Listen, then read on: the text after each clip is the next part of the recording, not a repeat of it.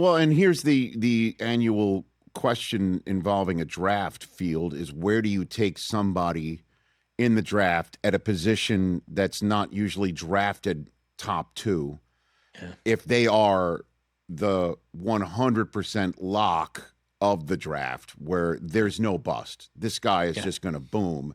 And that's the question of Caleb Downs being a safety. And he is superb. You could make the case, on that defense, no matter how great Arvell Reese looks or Sonny Styles look, he's the guy. He's the straw that stirred that entire drink. And you have him fifth to the Giants, which is an interesting spot as well. I mean, that's pretty high for a safety, but that's about as high as you'll take one, maybe. Yeah. But he right 100% him in love, you would say, top of the top 10. They're not going to crap out. Yeah, I'd be stunned. I'd be stunned if Caleb Downs isn't an awesome player in the NFL for a long time. Right. There hasn't been a safety taken in the first 10 picks since 2017 when the Jets took Jamal Adams, 6th overall, and there hasn't been a top 5 safety since the Chiefs took Eric Berry. I was actually back in my days working with the Chiefs. We took him 5th overall, and Berry went on to become the highest paid safety in the NFL for a period of time. Jamal Adams was eventually traded for 2 first-round picks. So while the long term of Jamal Adams' career hasn't been what the Seahawks and maybe the NFL thought it would be when he was, of course, traded from the Jets, he did at one point return a ton of value to the Jets after making him the 6th overall pick. I think Downs is a bit different because from a guy like Jamal Adams, Jamal probably was best, and this is reflected in the fact that he's become a linebacker now, playing in the box, like not the kind of guy you want patrolling the middle of the field like a center fielder.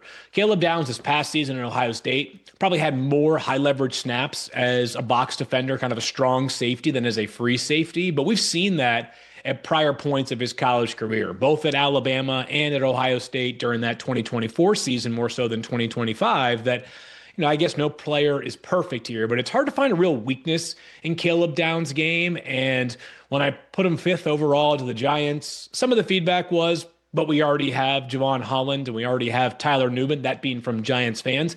And I hear you, and that's all well and good. But not this guy. This guy, yeah. I would tell Giants fans, don't you?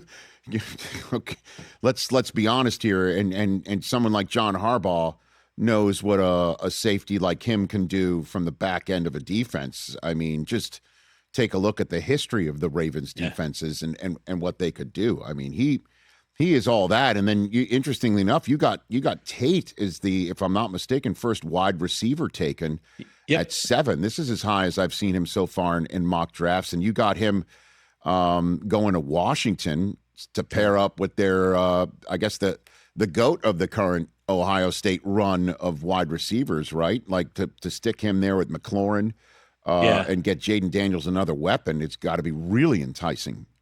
Yeah, the Commanders have already talked publicly about the idea of adding young pass rushers to their defense. Certainly could be in play at pick number 7 overall. Right. Have a slightly better grade, though, on Carnell Tate than some of the players that are going to be considered amongst the top pass rushers, like a Reuben Bain Jr.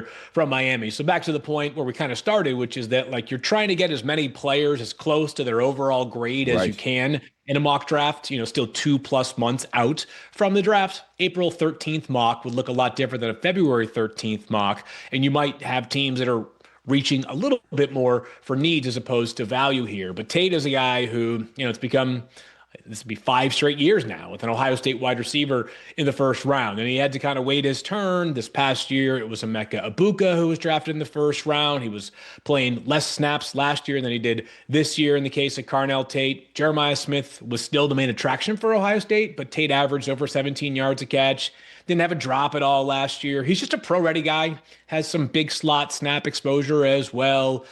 He's a player that I think right now you can count on him as your second wide receiver in Washington. And right now also Deebo Samuel is scheduled to become a free agent, an aging player, dealt with some injuries last year. Yes, pass rush is a priority for Washington, but we should not ignore some of the offensive needs they have because while Jaden Daniels and his play and his health will ultimately dictate the ceiling for this team, a lot went wrong beyond just not having Jaden Daniels last year, including the fact that they were consistently playing like practice squad players called up on Saturday afternoon on meaningful Sunday snaps. So Washington definitely needs to be mindful of some offensive playmakers. Hey, you made it all the way to the end. Thanks for that. Check us out every single day streaming live on Disney Plus and the ESPN app 12 to 3 Eastern.